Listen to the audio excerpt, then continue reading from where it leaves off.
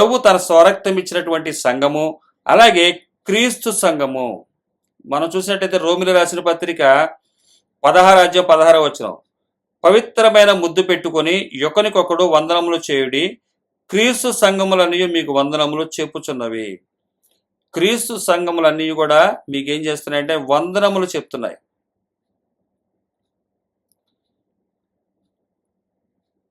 క్రీస్తు సంఘము పవిత్రమైన ముద్దు పెట్టుకొని ఒకనికొకడు వందనములు చేయడి, క్రీస్తు సంఘములన్నీ మీకు వందనములు చెప్తున్నాయని చెప్పి రోమిలు రాసిన పత్రికలో పౌలు గారు తెలియపరుస్తున్నారు. రోమిలు అక్కడ క్రీస్తు సంఘములు అన్నమాట, క్రీస్తు సంబంధించినటువంటి సంఘములు. ఇవి క్రీస్తు సంఘము, క్రీస్తు స్వరక్తం ఇచ్చిన సంఘము, క్రీస్తు సంఘము.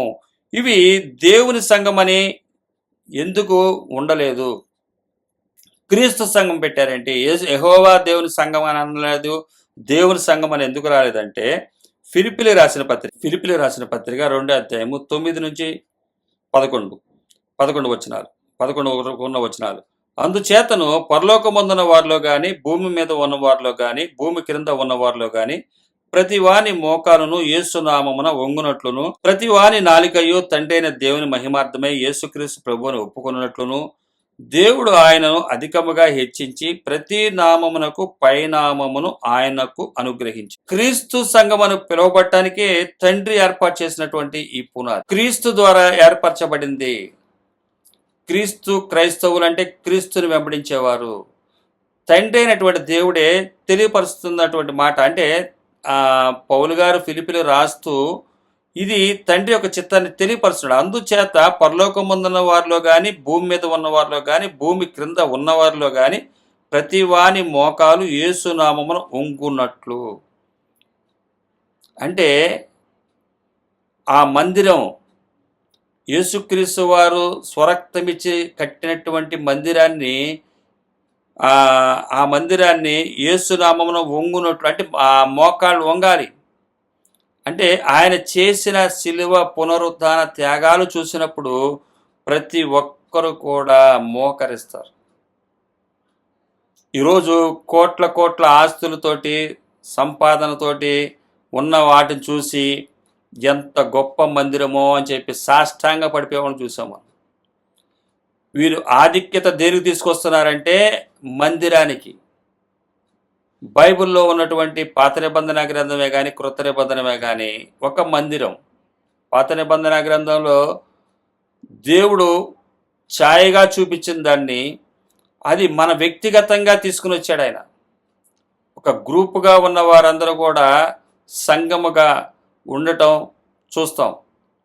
కానీ ఇక్కడికి వచ్చేసరికి వ్యక్తిగతంగా ఒక సంఘంగా, అంటే ఒక మందిరంగా మనలోనే ఆయన నివసిస్తానన్నాడు.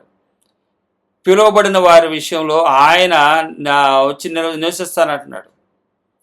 ఆ రాళ్ల మందిరాల్లో కాదు, ఇప్పుడు మీ హృదయంలోనే నేను ఉంటానంటున్నాడు ఆయన. అంటే ఎదిగే స్థితి. చిన్నప్పుడు పాలు తాగుతారు, కొద్దిగా బలమైన ఆహారం పెద్ద అవుతున్న కొద్ది తీసుకుంటూ ఉంటారు. రాను బలమైన ఆహారం తీసుకుని ఆరోగ్యాన్ని పొందుకుంటారు. బైబిల్లో ఉన్నటువంటి విషయాలు కూడా అంతే. మొదటి నుంచి మనం చూసినట్లయితే బైబిల్లో దేవుని యొక్క నడక, దేవుని యొక్క ప్రణాళిక మనకి స్పష్టంగా కనబడుతుంది. పాత నిబంధనలు ఏంటి అలాగా, క్రొత్త నిబంధనలు ఎలాగా, చిన్నప్పుడు ఏంటి పాలు తాగా, ఇప్పుడు ఏంటి బిర్యానీ తింటున్నారు, లేకపోతే బలమైన ఆహారాలు తింటున్నారేంటి అంటారా? అనరు. మరి దేవుడు అప్పుడేంటి ఇప్పుడేంటి? బాలశిక్షకుడు అయ్యాడు. ధర్మశాస్త్రాన్ని పెట్టి బాలశిక్షకుడిగా ఆయన కాపలా కాశాడు. బాలశిక్షకుడిగా అది ఉంది. ఇప్పుడు అవసరం లేదు, ఆయనే ప్రత్యక్షమయ్యాడు, ఇంకా దాంతో పని లేదు. అలాగే ఇక్కడ ఫిలిప్పీయులకు రాసిన పత్రిక 2:9 అందుచేతను పరలోకమందున్న వారిలో కానీ, భూమి మీద ఉన్న వారిలో కానీ, భూమి క్రింద ఉన్న వారిలో కానీ ప్రతి వాని మోకాలను యేసు నామమున వంగునట్లును, ప్రతి వాని నాలికయు తండ్రైన దేవుని మహిమార్థమై యేసుక్రీస్తు ప్రభువును ఒప్పుకొనున్నట్లును, దేవుడు ఆయనను అధికముగా హెచ్చించి ప్రతి నామమునకు పైనామమునుగా ఆయనకు అనుగ్రహించెను. అందువల్ల ఆయనే ఆ ఘనతను పొందుకొనుటకు అర్హుడని చెప్పి సంఘంగా ఆ దేవుని సంఘం అనకుండా, యెహోవా సంఘం అనకుండా క్రీస్తు సంఘం అని పిలువబడటకు కారణం. స్వరక్తమిచ్చి సంపాదించినటువంటి ఈ సంఘం ఆత్మీయ మందిరంగా కట్టబడుటకు ఆయనను మార్గంగా చూపించాడు యేసుక్రీస్తు వారిని తండ్రి అయినటువంటి దేవుడు. ఆ ఘనత అన్ని నామముల కన్నా పై నామముగా ఆయనను ప్రొజెక్ట్ చేయటానికి ఆయనను ప్రదర్శింపజేయటానికి తండ్రి అయినటువంటి దేవుడు ఏర్పాటు చేసింది. దేవుని సంఘం అని ఎందుకని ఉండకూడదు అని ప్రశ్న రావచ్చు. కాబట్టి వచ్చిన వారి గురించి చెప్పబడుతున్నటువంటి మాట ఎఫెసీయులకు రాసిన పత్రిక 1:20-21 వచనాలు. ఆయన ఆ బలాతిశయము చేత క్రీస్తును మృతులలో నుండి లేపి సమస్తమైన ఆధిపత్యము కంటేను, అధికారము కంటేను, శక్తి కంటేను, ప్రభుత్వము కంటేను ఈ యుగమునందు మాత్రమే గాక రాబో యుగమునందును పేరు పొందిన ప్రతి నామము కంటే ఎంతో హెచ్చుగా పరలోకమునందు ఆయనను కుడిపార్శ్వమున కూర్చుండబెట్టుకొని ఉన్నాడు. క్రీస్తు సంఘం, క్రీస్తు స్వరక్తమిచ్చి సంపాదించిన సంఘాన్ని ఆయన చూపినటువంటి తన దేహం విషయంలో ఆయన శిలువ మరణ పునరుద్ధానాల ద్వారా కట్టబడుతున్నటువంటి సంఘానికి ఆయనకే ఆ ఘనత రావాలి. అందుకని రాబో యుగమునందును పేరు పొందిన ప్రతి నామము కంటేను ఎంతో హెచ్చుగా పరలోకమునందును ఆయనను తన కుడిపార్శ్వమున కూర్చుండబెట్టుకొని ఉన్నాడు. అనేక సేవకులు వచ్చారు, అనేకులు ప్రవక్తలు వచ్చారు, అనేకులు వచ్చి ఉన్నారు. కానీ అందరూ ఏదో విధముగా తప్పిపోయిన వారుగా ఉన్నారు. కానీ ఆయన అప్పచెప్పిన దాన్ని, అంటే వీరందరికన్నా ఆధిక్యత కలిగినటువంటి గొప్ప సాక్ష్యం ఆయనకు కలిగి ఉంది. ఆ తండ్రి యొక్క మాటకు విధేయత చూపించినటువంటి కుమారుడుగా యేసుక్రీస్తు వారు ఉండుట చేత క్రీస్తు సంఘము, స్వరక్తమిచ్చి సంపాదించిన సంఘము, ఆయన స్వరక్తము చేత మేకల యొక్కయు కోడిల యొక్కయు రక్తము కాదు అని హెబ్రీయులకు రాసిన పత్రిక 9:12 ఉంటుంది. ఆ యేసుక్రీస్తు వారి యొక్క స్వరక్తమిచ్చుకున్న సంఘం అది. దేవుడే తన కుమారుడికి ఆజ్ఞాపించిన పనిని నెరవేర్చాడు. ఆ విధంగా తండ్రి ఇచ్చినటువంటి ఆజ్ఞను అనుసరించి కుమారుడు చేసి చూపించిన దాన్ని క్రొత్త నిబంధన విశ్వాసులైన అన్యజనులకు కూడా ఈ ఆధిక్యతనిచ్చాడు. క్రీస్తు తండ్రి మాట ఎలాగైతే విని విధేయుడయ్యి ఏం చెప్తే చేశాడో అది చేయటానికి వచ్చిన వాడే నిజమైన క్రైస్తవు. ఆయన చేసిన త్యాగం ముందు మనం చేసేది చాలా తక్కువ. ఆయనకు సహాయం చేశాడు తండ్రికి, కుమారుడికి అన్న గ్రహింపుతోటి మనం ఉండాలని చెప్పి తండ్రి మీద ఆధారపడినటువంటి కుమారుడు యేసుక్రీస్తు వారు మనకు ప్రదర్శించబడటం అంటే క్లియర్గా బైబిల్లో మనకి కనబడుతుంది. ఎక్కడ కూడా ఆయన దగ్గర ఏ లోపం లేకుండా ప్రతి విషయాన్ని జయించాడు. మనం కూడా జయించటానికి ఆయన మార్గాన్ని చూపించాడు, ఆత్మీయ మందిరాన్ని కట్టుకోవటానికి చూపించాడు. ఈరోజు లేనిపోయిన విషయాలన్నిటికి సంపాదించుకొని బంగారాలు, బిల్డింగులు, ఖరీదైనటువంటి దుస్తులు, వాహనాలు, పొలాలు, 1కి 10 ఇళ్ళు, ఇలాగా తెగ సంపాదించుకుని యేసు గొప్పవాడు గొప్పవాడు గొప్పవాడు గొప్పవాడు అని చెప్పి 100 కేకలేసి ఒక మైకు పట్టుకుని ఏదో ఇంకా తిప్పలు పడి అది చేసి ఇటు చేసి అసలు తిప్పేస్తాడు. అసలు దేవుడు తిప్పేస్తాడు. ఒక్క రాత్రిలోనే నా ప్రాణమా తినుము సుఖించుమన్న వాడి మొత్తం పోయింది. ఒక్క ప్రాణం అడుగుతున్నారంటాడు. వాళ్ళు వచ్చి గుమ్మం దగ్గరికి వచ్చి అడుగుతున్నారంట. సంపాదించి పెట్టుకున్నాడు, కానీ వాళ్ళు అడుగుతున్నారంట. సంపాదనే ప్రాణం తీస్తుంది. అబద్ధ సంపాదన విస్తరించిన కొద్దీ ప్రాణానికి ప్రమాదం. బైబిల్ చెప్తుంటే వినట్లా, యేసయ్య వచ్చి చెప్పిన వినట్లా. ఆత్మీయ మందిరాల కోసం కష్టపడండి, ఆత్మీయ మందిరాల కోసం శ్రమించండి, ఆత్మీయ మందిరాలని ఆదుకోండి. ఆత్మీయ మందిరాలు ఏకంగా ఉండండి, సమిష్టిగా ఉండండి, ఏకాత్మ ఏక హృదయం పనిచేయాలి. ఏమండి, ఒక క్రీస్తు సంఘం అన్నప్పుడు క్రీస్తు పోలిక ఉంటుందా? అపవాది పోలిక ఉంటుంది అందులో. అపవాదిదేంటి? వాడే గొప్ప అంట. ఒక 10 మంది కూడుకుని ఉంటే అందులో నేనే గొప్ప అంటాడు వాడు. 12 మంది శిష్యుల్లో కూడా ఒకడు నేనే గొప్ప అంటున్నాడు. వాడే గొప్ప అంట. వాడు గొప్ప అని చెప్పుకుంటున్నాడు.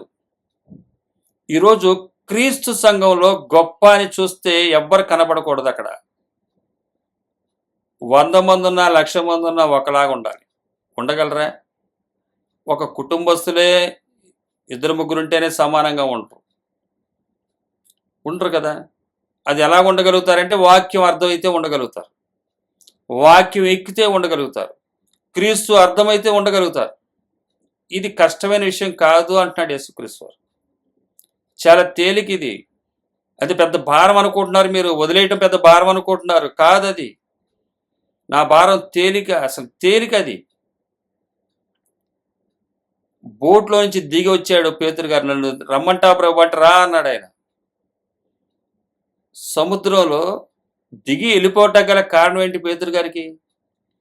ఆయనకు ఉన్నాయని వదులుకుని ఆయన వెనకాల తిరుగుతున్నాడు కాబట్టి. అదే కోట్లాస్తున్న వాడు నేను దిగుతాను అంటాడా? సముద్రం నుంచి, పడవలో నుంచి దిగి వస్తానంటాడా? అనుకున్నాయని గుర్తురావు, వస్తాయి లేవా? ఎవరికి గుర్తురావంటే యేసుక్రీస్తు ఎప్పుడు వస్తే అప్పుడు రావటానికి సిద్ధంగా ఉండేవాడు ఎవరంటే ఏమి లేనివాడు. అందుకనే ఆయన అంటుంది మెలకుగా ఉండండి, సిద్ధపడి ఉండండి అని. ఈరోజు వచ్చినప్పుడు సిద్ధపడతాంలే అని చెప్పి నిద్రపోతున్నారు. బుద్ధి గల కన్యకలు, బుద్ధి లేని కన్యకలు. ఎన్ని వాక్యాలు చూపించాలి యేసుక్రీస్తు వారు? ఎన్ని చూపించి చెప్పాలి? ఒకరోజు వాక్యం చెప్పాలంటే రోజంతా ఇంట్లో కూర్చొని వాక్యం చదువుతారు. వాక్యం ఎక్కట్లా. ఎందువల్ల ఎక్కట్లా? విస్తార ధనాన్ని సంపాదించి కూర్చుంటే వాక్యం ఎక్కడ అర్థమవుతుంది? వాక్యం ఏమన్నా మాట్లాడిద్దా? ఆ లావాదేవీలు ఈ లావాదేవీలు చూసుకోవడం సరిపోతుంది. విస్తారమైన పనులు పెట్టుకుందిగా మార్త, మరియ కావాల్సిందే కోరుకుని పెట్టుకుందిగా. ఆయన పాదాల దగ్గర వింటుందిగా. పాదాల దగ్గర కూర్చోగలరా? విస్తార ధనం ఉన్నవాడు కూర్చోగలరా? గుండె మీద చేసుకుని చెప్పండి, గుండె మీద చేసుకుని చెప్పండి. విస్తార ధనం ఉన్నవాడు కూర్చోగలరా? చెప్పాడు కదా డబ్బులు ఎక్కడుంటే అక్కడ హృదయం అక్కడే ఉంటుందని. మరి వాక్యం దగ్గర ఏమొస్తుంది? దొంగలు వస్తారు, వాడు వస్తే కన్నం వేస్తాడు. తాళాలు వేసానా లేదా అని చెప్పి ఎంతసేపు ప్రార్థన దగ్గర కూర్చున్నా కూడా తాళాలు వేసానా లేదా, పొలాలు ఎలాగున్నాయి, పెద్ద పెద్ద మందిరాలు ఎలాగున్నాయి, వాళ్ళు ఎక్కడున్నారు, వీళ్ళు ఎక్కడున్నారు, సీసీ కెమెరాలు ఎక్కడున్నాయి, ఎవడేం చేస్తున్నాడు, ఈ ఆలోచనకే తెలియదు. ఏమైనా వాక్యం ఎక్కిద్దా? ఆత్మను రక్షించుకోలేని క్రైస్తవ్యం వ్యర్థం అండి. క్రీస్తు దగ్గరికి వచ్చి ఆత్మను రక్షించుకోకపోవటం అంటే వ్యర్థం. మోడీ గారు నాకు చుట్టమై ఉండి నేను పేదవాడిగా ఉండటం వ్యర్థం. మోడీ నీకేం కావాలో తీసుకోరా అంటే నాకేం వద్దన్నాం అనుకో, వ్యర్థం. కానీ ఇప్పుడు యేసుక్రీస్తు వారి దగ్గరికి వచ్చి ఏమి తీసుకోవద్దు అంటే వ్యర్థం కాదు. యేసుక్రీస్తు వారు వదిలేమంటున్నాడు. ఈయన వదిలేమనే దేవుడు, మోడీ గారు ఇస్తాననేది దేవుడు కాదు, ఇస్తాననేవాడు. నువ్వు నా చుట్టూరా నీకు ఇస్తానంటాడు. ఎగ్జాంపుల్గా చెప్తా, యేసుక్రీస్తు వారు ఆత్మీయ మందిరాన్ని కట్టుకోవడానికి వదులుకోమంటున్నాడు. ఆయన సమిష్టిగా ఉండమంటున్నాడు. ఏకాత్మ పనిచేయాలన్నా, ఏక ఆలోచన పనిచేయాలన్నా, ఏదన్నా సరే పనిచేయాలంటే మన దగ్గర విస్తారధనం ఉండకూడదు. ఒక ఇల్లు ఉండకూడదా? ఉండొచ్చు. ఒక కారు ఉండకూడదా? ఉండొచ్చు. ఏదన్నా ఒకటి దేవుని మహిమార్థంగా దాన్ని వినియోగించుకో. నీ దగ్గరే సంపదంతా పెట్టుకుని, మన దగ్గరే సంపదంతా పెట్టుకుని దేవుడు రమ్మని అంటే ఎట్లా వస్తాడు? సమకూర్చుకోవటం వల్ల దేవుడు రానంటున్నాడు, ఉండనంటున్నాడు. అక్కడ నీకు ఆ మనసు ఎక్కడి నుంచి వస్తుంది అంటున్నాడు ఆయన. ఆత్మీయ మందిరంగా కట్టుకోవాలంటే స్వరక్తం ఇచ్చి సంపాదించి చూపించాడు ఆయన యేసుక్రీస్తు వారు. స్వరక్తం చేత సంపాదించిన సంఘాన్ని మనం చూసుకొని కట్టుకోవాలి. చివరిగా చూసినట్లయితే కొరింథీయులకు రాసిన పత్రిక మనం పిలువబడిన దేనికంటే, ఇక్కడ కొరింథీయులకు రాస్తూ ఆయన చెప్తాడు. కొరింథీయులకు రాసిన మొదటి పత్రిక 1 అధ్యాయం 2వ వచనం. కొరింథీలోనున్న దేవుని సంఘమునకు అనగా క్రీస్తు యేసునందు పరిశుద్ధపరచబడిన వారే పరిశుద్ధులుగా ఉండుటకు పిలువబడిన వారికి క్రీస్తు యేసునందు పరిశుద్ధపరచబడిన వారై పరిశుద్ధులుగా ఉండుటకు పిలువబడిన వారికిని మనకును ప్రభుగా ఉన్న మన ప్రభువైన యేసుక్రీస్తు నామమున ప్రతి స్థలంలో ప్రార్థించుచున్న వారికి అందరికీ శుభమని చెప్పి వ్రాయినది. ఇక్కడ మనందరం కూడా పిలువబడింది ఏంటంటే పరిశుద్ధ సంఘంగా కట్టబడటానికి. క్రీస్తు యేసునందు కొరింథీలో ఉన్న దేవుని సంఘమునకు ఏం చెప్తున్నాడంటే సంఘాన్ని చెప్తున్నాడు. ఈరోజు సంఘానికి చెప్పే మాటలు ఏంటి? దేవుడు వస్తాడు, నువ్వు ప్రార్థన చెయ్యి, నువ్వు పని నువ్వు చెయ్యి, నువ్వు 2 గంటలు చెయ్యి, తర్వాత దేవుడు వస్తాడు, వచ్చి నీ విషయంలో రంగంలో దిగి నువ్వు చేసిన దానికి ఆయన వచ్చి చేస్తాడు. ఇది ఎంత పచ్చి అబద్ధం! ఇది బైబిల్లో రాస్తుంది ఎక్కడన్నా? ఆయన వచ్చి చేస్తాడు, రంగంలో దిగుతాడు, నీ కుటుంబంలో దిగుతాడు, నీ శత్రువుల మధ్య దిగుతాడు. దేవుడు లేచునుగాక ఆయన శత్రువులు చెదిరిపోదురుగాక అన్న కీర్తనలో ఉన్నటువంటి విషయాన్ని తీసుకుని దేవుడు లేచాడు, శత్రువులు పోయారు. దేవుడు లేచాడు, దేవుడు వచ్చాడు, శత్రువులు చల్లా చెదిరైపోయారు. ఇవన్నీ కూడా కొరింథీలో ఉన్నటువంటి సంఘానికి చెప్తున్నాడు ఆయన. మీరు దేనికి పిలువబడ్డారు? ఈరోజు సంఘంలో మీరు దేనికి పిలువబడ్డారని చెప్పి అడిగి వారి దేనికి పిలువబడ్డారో తెలియపరిచేవారున్నారా? లేదు. ఇది ఇదే, అది అదే. ఏది? లోకం కావాలి, దేవుడు కావాలి. మనమేమి ఎక్కడ లేము? పరలోకంలో లేవు. కాబట్టి ఇది కావాలి, అది కావాలి. ఇప్పుడు అమెరికాకి వెళ్ళాలి అంటే ఇండియాలో ఉండే కదా డబ్బు సంపాదించుకొని అమెరికాకి వెళ్ళేది, అవునా కదా? కాదు. ఇండియాలో ఉన్నాం కాబట్టి అమెరికాకి వెళ్దాం అనుకుందాం, అంతే. వెళ్దాం. ఎప్పుడు? డెడ్ బాడీ తీసుకుని వెళ్తారు అప్పుడు, అంతేనా? డెడ్ బాడీగా ఉన్నప్పుడు తీసుకెళ్తారు, అప్పుడు వెళ్దాం. ఇప్పుడు దాకా ఇండియాలోనే ఉందాం అంటారు ఎవరన్నా? అనరు. ఇండియాలో ఉన్న అమెరికాకి వెళ్ళాలని, ఎప్పుడు ఇండియాని వదిలేయాలని చెప్పి ఇక్కడ కష్టపడి సంపాదించుకుంటారు. మరి క్రైస్తవుడు అంటే ఏంటి? భూమి మీద ఉన్నాడు. భూమి మీదే ఉండకుండా ఎక్కడ ఉంటాడు? బతికుంటే భూమి మీదే ఉండేది. భూమి మీద ఉన్న మనిషి పరలోకం కోసం ట్రై చేయడానికి తప్ప? అంటే అమెరికాకి వెళ్ళటానికి డబ్బులు ఎంత కావాలో సంపాదించుకొని రెడీ పెట్టుకోవచ్చు, కానీ పరలోకంకి వెళ్ళటానికి ఇక్కడ అవసరం లేదు. ఇది భూలోకం. ఒకసారి ఆలోచించాలి. మనం భూలోకంలో ఉన్నాము, పరలోకంలో లేము అని చెప్పి ఎవరి ఆత్మను వారు నిర్లక్ష్యం చేసినట్లయితే వారే కాదు, అబద్ధధనం కోసం ఇతర మందిరాలను కూడా పాడు చేస్తున్నారు, ఇతర ఆత్మీయ మందిరాలను కూడా కూల్చేస్తున్నవారు అవుతారు. దేవుని వాక్యం స్పష్టంగా చెప్తుంది. నా మందిరాన్ని గనక చేస్తే ఊరుకోనంటున్నాడు ఆయన. మనోళ్ళు ఏమనుకుంటారంటే రాళ్ల మందిరాన్ని ముట్టుకుంటే దేవుడు ఊరుకోడు అనుకుంటున్నాడు. రాళ్ల మందిరాలని కూలిపోతాయని ఆయనే చెప్పాడు. ఎవరో కూల్చిన అవసరం అయ్యే ఉండదు. యెరూషలేములోని మందిరమే లేదు. ఇక్కడ చూసినట్లయితే మన భూలోకంలో కట్టిన మందిరాలు ఏముంటాయి? ఆయన చెప్పిన మాట. ఆయన మందిరాలు, ఆత్మీయ మందిరాలకి ఆత్మీయ ఆహారాన్ని అందించకుండా మందిరాలను కూలిస్తే అబద్ధధనం కోసం పర్యవసానం ఎదుర్కోక తప్పదని దేవుని వాక్యం తెలియజేస్తుంది. కొరింథీలో ఉన్న దేవుని సంఘానికి క్రీస్తు యేసునందు పరిశుద్ధపరచబడిన వారే పరిశుద్ధులుగా ఉండటకు పిలువబడిన వారికి. సంఘానికి దేనికి వచ్చారు? ఉద్యోగాల కోసం, వ్యాపారాల కోసం, విదేశాలకు వెళ్ళటం కోసం, వీటి కోసం వచ్చారు అని చెప్పి రాయబడలేదు ఇక్కడ. సంఘమునకు అనగా క్రీస్తునందు పరిశుద్ధపరచబడిన వారే. పరిశుద్ధపరచబడటం దేనికి? అపవిత్రమే కదా పరిశుద్ధపరచబడటం అంటే. వాక్యము చేత ఉదక స్నానం చేయబడాలి. పరచబడిన వారే పరిశుద్ధులుగా ఉండటకు పిలువబడిన వారికి. పరిశుద్ధులుగా ఉండటానికి పిలువబడ్డాం. భూలోకంలో కోటీశ్వరులు అవ్వటానికి పిలువబడలేదని గుర్తుపెట్టుకోండి. పరిశుద్ధులుగా సంఘంగా కూడిన వారు. మరి సంఘంలో అన్ని రకాల వారు ఉన్నారుగా అంటే ఆయన చూస్తాడు. ఆయన మంచిని విత్తాడు, దుష్టుడు వచ్చి గురుగులు వేసి వెళ్ళిపోయాడు. ఆయన సమయం వచ్చినప్పుడు వేటికి వాటిని ఏర్పాటు చేస్తాడు, వేరు చేస్తాడు. అదే పేతురు గారు తన దగ్గర ఏ ఆస్తి లేదు, సముద్రం మీద నడిచి వస్తున్న యేసుక్రీస్తు వారిని చూసి నడుస్తాను ప్రభా అంటే నడవమన్నాడు. మరి నడిచి మునిగిపోయాడు కదా అంటే మునిగిపోతే చేయి పట్టుకు లేపుతాడు ఆయన. ఆ సందర్భంలో అబద్ధతన విషయంలో కాదు, గుడ్డిదనంగా వెళ్ళిపోమని చెప్పేది. అబద్ధతన విషయంలో కాదు. ఇక్కడ పేతురు గారు ఆయన గుర్తుపట్టాడు. ఆయన దగ్గర ఏ అబద్ధతనము లేదు. ఆయన నడుస్తానన్నప్పుడు, ఏ అబద్ధతనం వద్దు అని నేను నడుస్తానన్నప్పుడు పడిపోతుంటే పట్టుకుంటాడు ఆయన. అబద్ధతనాన్ని సంపాదించడం కొరకు పడిపోతే పట్టుకుంటాడని చెప్పేది కాదు వాక్యం.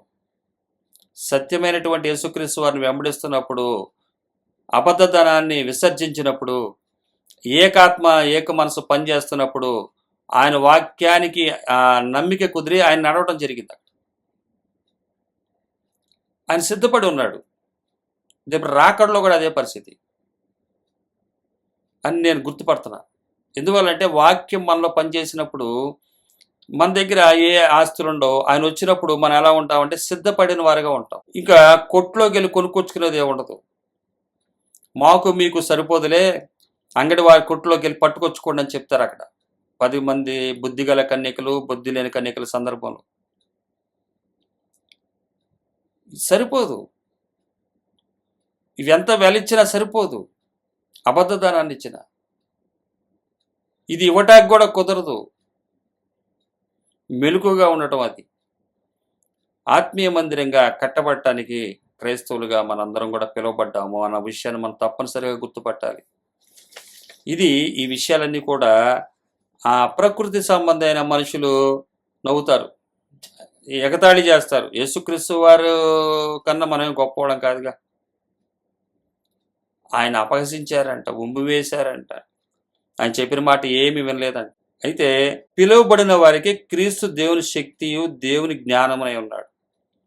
పిలువబడిన వారికి ఇది గుర్తుపట్టగలరు, ఆయన శక్తిని. ఆయన కూడా వారికి ఆ జ్ఞానాన్ని ఇస్తాడు. కాబట్టి ఈరోజు మీరు వెర్రితనము అని ఈ విషయాలు అనుకున్నట్లయితే పర్యవసానం క్రీస్తు పాద సన్నిధికి వచ్చి కూడా, దేవుని సన్నిధికి వచ్చి కూడా నిష్టగా ఆరాధనలు అనుసరిస్తూ, ప్రార్థనలు అనుసరిస్తున్నామని భ్రమలో ఉండి, ఆత్మీయ మందిరానికి ఉన్నటువంటి లక్షణాలు ఏమున్నాయో, ఎందుకు పిలువబడ్డామో, ఆత్మీయ మందిరం కొరకు ఏ త్యాగాలు చేయాల్సి ఉందో, ఏ నిరీక్షణ కలిగి ఉండాలో, ఏ విధమైనటువంటి విశ్వాసాన్ని కలిగి ఉండాలో, ఇవన్నీ కూడా మనము ఎరుగుటకు కోసం పిలువబడ్డాము, ఎరిగి నడవటం కోసం పిలువబడ్డాము. ఆత్మీయ మందిరంగా కట్టుకుంటున్నప్పుడు ఆయన నక్కలకు బొరియలున్నవి, ఆకాశ పక్షులకు గూడులున్నాయి, కానీ మనిషి కుమారునికి తలవాల్చుకోటకు స్థానం లేదు. కానీ నేను ఆయన చెప్తున్నాడు, ఆత్మీయ మందిరంగా కట్టబడితే కనుక నేను మీలో నివసిస్తానంటున్నాడు. ఆయన చెప్పిన ప్రకారం ప్రత్యక్ష గుడారంలో ఉన్నాడు, అలాగే సొలొమోను కట్టిన మందిరంలో కూడా ఉన్నాడు ఆయన. అంటే ఆయన ఆత్మ వచ్చింది, అవన్నీ మనం చూడగలం. అలాగే ఈ ఆత్మీయ మందిరాల్లో కూడా ఆయన నివసించే యోగ్యమైన మందిరంగా ఉండాలంటే అబద్ధధనాన్ని కూర్చుకోకూడదు. కష్టమైన మాటలే లోకరీత్యా. క్రైస్తవుడికి ఈ కష్టంగా ఉన్నాయంటే క్రీస్తుకి ఎంత దూరంగా ఉన్నాడో గుర్తుపట్టండి. దేవుడు తన మాటలు మనకు తెలియపరిచాడు.